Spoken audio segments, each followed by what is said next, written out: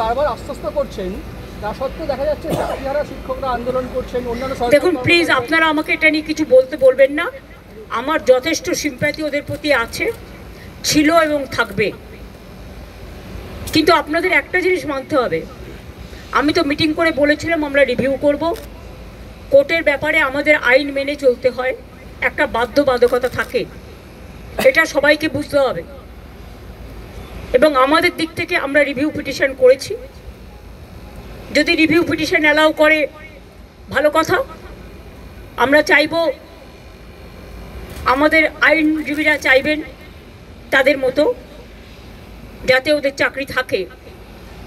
কিন্তু সেখানে কোর্ট যদি কোনো ডিসিশন নেয় তাহলে আমি বলতে পারি না যে আমি মানব না, কারণ কোর্টের ডিসিশন মানতে আমরা বাধ্য। কিন্তু সেক্ষেত্রে এখনো পর্যন্ত কারো মাইনে বন্ধ হয়নি। এমনকি গ্রুপ সি গ্রুপ ডি যারা টাকা পাবে না তাদের জন্য একটা স্কিম করে টাকা দেওয়া হচ্ছে।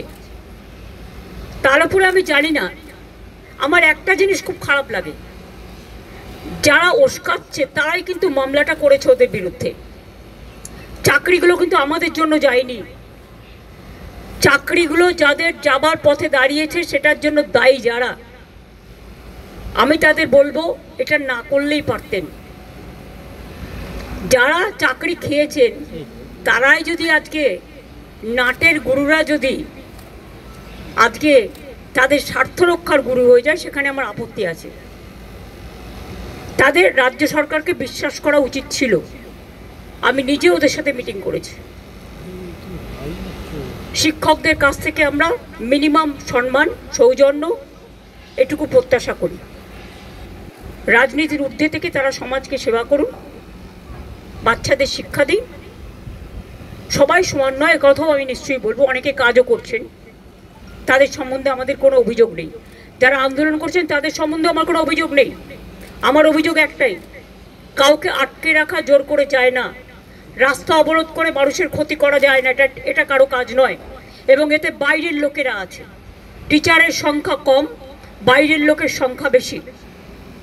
এই তো দেখছেন মেয়েরা বলছে প্রেগনেন্ট মাদার বাড়ি যেতে দিচ্ছে না। অফিসে কাজ করছে তাকে 14 ঘন্টা, 18 ঘন্টা, 20 ঘন্টা আটকে রেখে দেওয়া হয়েছে। একটি মেয়ে পরীক্ষা দিতে গেছে, পরীক্ষার্থী, সে বারবার বলেছে আমি বাড়ি যাব, আমার বাড়ির লোক চিন্তা করবে। তাকে নামতে দেওয়া হয়নি, বেরোতে দেওয়া হয়নি, এবং সে ভয়ে লাফ দিয়েছে। তার পায়ে চোট আছে, সে হসপিটালে ভর্তি হয়েছে।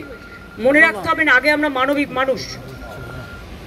মানবিকতাকে শ্রদ্ধা করলে তাকে ভালোবাসা যায়, তাকে সম্মান করা যায়। আমি আন্দোলনের বিপক্ষে নই, কিন্তু আন্দোলন করারও একটা লক্ষ্মণ রেখা আছে।